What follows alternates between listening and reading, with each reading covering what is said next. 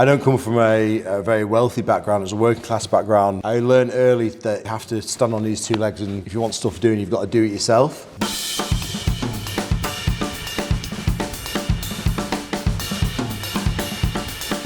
Yeah, well, look, it's obviously born in Levenshulme, actually, and went to Bury and then down towards Stockport way. So Eton, the thing is, it's like I've heard so much, but I've never seen it, so I'm excited. James is the guy who's going to be showing us around, who's organised this.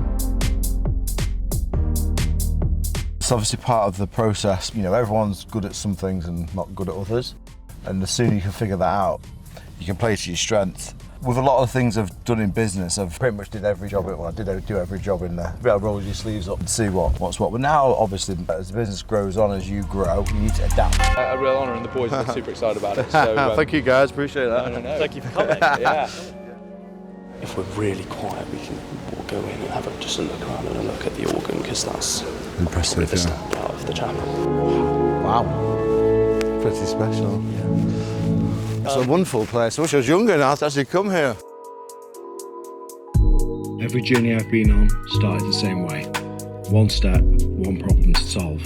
No map, no certainty, just curiosity. I did not begin with resources, I began with resourcefulness. At first it was survival, then it became a strength. Learning to adapt, learning to discipline, learning how to find a way with what I had. Chapters changed, but the principles did not. The work, the focus, the willingness to keep learning. I'm still building, I'm still learning, I'm still evolving. That part will never stop. We talked earlier about business, actually, which we don't do at Eton, but economics and politics. You don't do business at Eton, no? No, we don't. It's made up or a GCSE. Right, okay, interesting. I reckon you might get asked about that, you know. What did you study at school? I did do business at school. The thing is, I didn't learn academically. Yeah. I'm a vocational, actually doing it. So I was quite shy and not confident in school because I always thought I was a bit stupid. But I learned because I was lived next to a computer programmer. I was just fascinated. He used to show me, and I learned how to do it there. That's how I started. Yeah. So yeah, when I built my process in 2003, I built the whole website, I built the warehouse management system. No way. But there was no framework like Shopify or anything like that. I built it just in Notepad. The warehouse management system. That is nuts. So that was, because Oliver Cookson here, he is the founder of My Protein, as I'm sure you all know, which he managed to build in his spare room. You spoke a bit about how you were into the gym.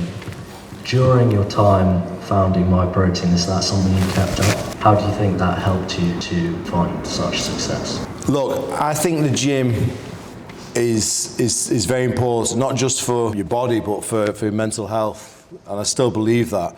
And entrepreneurship, especially sole founding a large company, is a lonely place. It is a lonely place. And there's nothing wrong with that. But I do think the gym gives you a lot of mental health benefits and mental fortitude, which is great for everyday life. So yeah, I was a big advocate of going to the gym. Everyone needs a bit of discipline, whether it's coming to a college where you have to be up at 9 and in classes. And that was my discipline, that was my iron rod. Was there anything which that has affected your entrepreneurial mindset from a broader point of view?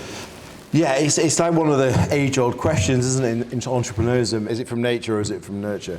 So I think it's a combination of the two, but I do believe there was a lot of things that happened in my younger life that helped distill that drive and focus within me. I don't come from a very wealthy background, it's a working class background. Unfortunately, my mother and father separated when I was young, I'm an only child.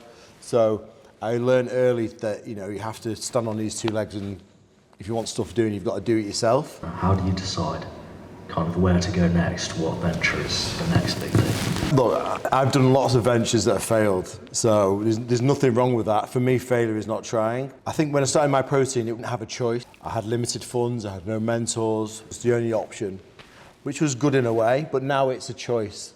So my hunger is a choice. So it's got to be something that gives me that fire in my belly, something that gets me out of bed in the morning with a purpose. It's what lights the fire from within. We talked a bit about dinner and before about how, Matt, and you've mentioned how it's more choice for you now. So how do you keep yourself motivated, and when evaluating companies potentially to invest in, what do you look for in the company, and then personally, how do you keep yourself motivated? For me, it's all about the people and the passion, as I said before. Execution is 98% of a successful business and 2% the idea. There's so many good ideas that are just executed badly and it just fails. Obviously, they've got to have the means to be able to deliver it, but it's the passion that gives you that extra 10%. And usually that extra 10% is where you win. You were talking earlier about how it was quite lonely starting your business. What are some of the benefits that you found with like building a team around you as you progressed? One of the beautiful things of building your management team is you can cover your weaknesses. We became a stronger unit for that. And you can't grow a big business without other people. And I have 2 ears and 1 mouth. I love to listen as much as I talk. And if I'm going to employ someone, I want to be able to learn something from them. So I learned a lot is the short answer. What kind of 2 or 3 skills would you suggest that someone that aspires to run their own business should they learn? Being adaptable, resourceful, and recognising your strengths, whatever the core is. My favourite thing is putting a protein shake. You know what? I used to do a tuna protein shake. Yeah. It actually tastes a lot nicer than you think. But yeah, I don't think that would be a mass market flavour profile. I was saying this story to someone before. In the morning, I used to make a concoction of about 40 or 50 different ingredients. So things like ashwagandha, through to creatine, to glutamine, branched chain amino acids, protein, vitamin C powder. So all of these different things which I believe and I've researched that give me a good start to the day. I just wanted to have a shot of like all my nutritional items in the morning. Anyway, one of my friends came around one day. He says, "What are you doing?" He says. I explained to him. He said, "Well, I'd love to try that as well." He says, "Okay, where can I buy it?" So I don't actually sell it. He says, "Well, you should." I went, and that's how my new business Verve came around. V80 transparent greens, which is effectively 80 ingredients in one shake. So the answer to the question is there's 79 different ingredients that I like to put into a protein shake. Thank you. Good question. Thank you guys. Lovely to. I really appreciate that. Honestly, I had a wonderful evening. We've had fantastic time learning from you. So. Oh well, keep in touch. You add me on socials, or you got my number. Hello. Really excited for the new range which we've been working on for a long time now, a longevity range. No one's really doing that properly yet. We're launching that. I'm thinking by the time this video comes out, it'll be live. So check it out. So it's really coming in soon. Yeah.